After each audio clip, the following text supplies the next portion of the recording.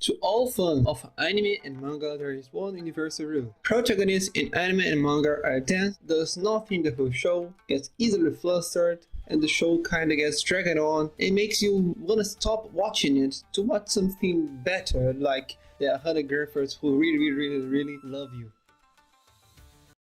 aka Spider-Man, aka the Spider Menace. But rest assured, dear viewers, we here at the Daily Bugle will not rest until we've uncovered the behind his web of lies. I'm Jay Jonas. But after watching something like Data Life, Gotobun, Nisekoi, or even extreme ones like High School DxD, I was missing protagonists like Sakuto Asagawa from Bunny Girl Senpai, Kuze Masachika from Alia Sometimes Hides Her Feelings in Russian, or the child amongst childs. I tried, as usual, to search on the place where true information, PhDs, and fruitful discussions come from. Reddit. And found this incredible manga. Mayonaka Heart Tune, or in English, Tuning to the Midnight Heart. For me, this is actually the best manga nowadays and nothing will change my mind. This manga actually follows basic trope of a boy meeting a girl when they are kids and the MC thinks he's a boy and later on find out he's a girl. Or made a promise to a girl as a kid that you will marry her when they are adults but forgot about it all and later on certain events will happen that recall those memories and you go through certain hardships with a number of girls to find a soulmate among them.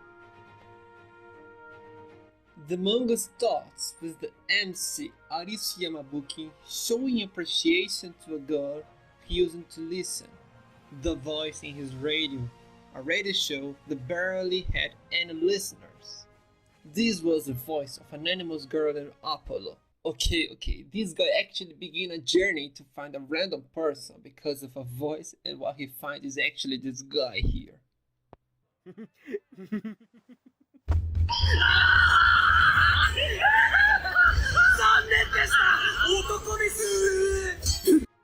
And now here we are in high school, and the thing that makes this show a horror romance is his search for the girl he found solace in, Apollo, through her voice. So the guy takes his chances and during his introduction to the class he makes this. This guy is really energetic to say the least, and let's be honest, I want to have at least half of his confidence. If a third would do. Just like Nisekoi key pendant, the MC is trying to find it, and he is surprised to note that in this school there is actually a famous club, the Broadcasting Club. The voice is really similar to Apollo, so he runs to the club to see the person he talked to for his whole 7th grade and became really good friends. So, what he did? Stop listening to it and just living life as usual, albeit a little sad because his favorite show ended. No, he traced based on her shots and voice all possible information about her and went to the same school as her. This guy is basically the shortest and biggest simp at the same time. Plus a stalker. A detective, if you will. There, he discovered there is actually a club that features 4 women, one of which he already met with, a classmate that jokes with him saying what he wanted them to say. Starting with Rika Inohana, an aspiring singer. Next on is Nene Himekawa, an aspiring voice actor, basically the wife of the show. Iko Kirino, a wannabe VTuber. And Shinobu Yuzuki, an announcer.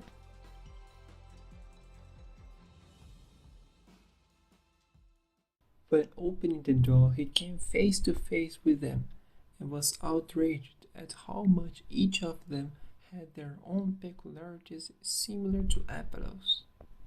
The hair, the intonation of the voice, the color of the hair. He feels like everyone is Apollo, but no one is at the same time. Rika jokes with him and he takes the bait.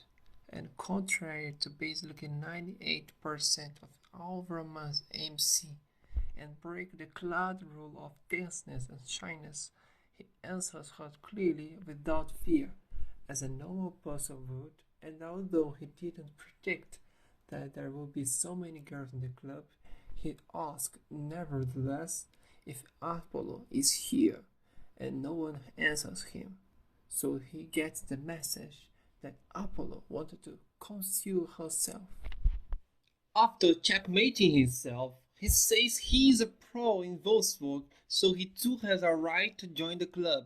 To don't miss the chance of knowing who Apollo is and to maintain contact with the club, the best way is to be a member of the club itself. So he points out the flaw that they have and promising that he'll fix it with the power of money. Everyone besides Nanny agrees easily to let him join the club. So after coming this far, you think this manga is about a sweet love like The Angel Next Door, or even maybe a comical love like Alia-san. No, this MC is suffering with the worst thing a man can suffer with, dying of cringe after seeing his own message of his 7th year after confessing. But kinda come over here. This guy is a scion of a powerful and rich family and is super confident in himself and aims to be at the top of Japan, and he feels like that he needs to maintain that posture of being a superhuman. He really doesn't care about people's opinion, he's just trying to improve himself for his family and to prove to himself. After this, you can see a short monologue of Apollo, apologizing to him and saying that she too felt at ease in his company, lamenting how few listeners she had, but he was always there for her. And that is the restart of their friendship and of the show. One thing I really like about this series is the double meaning that the titles of this manga has. It is a really good concept. I don't know if this is the only manga that does this, but in this manga the title is always something that someone says in the shots at the end of the chapter, or some double meaning like this one. So I tended to try to figure out whilst I was reading, and sometimes it took me by surprise. This manga really caught me off guard because I started reading it thinking it would be another horror anime. But the part I really like the most is the interaction between Arisu and the girls' jobs, and him working to get them better at their dreams. All the girls have their own development in the story and starts doing better because of him. The key point being their mysterious vibe about their voice, so he's trying to know them better is a really charming point. So I'm looking forward to who will be Apollo at the end and cheering to make a good ending, because good people already broke me for a lifetime. 愛してるよ。2026年アニメ化決定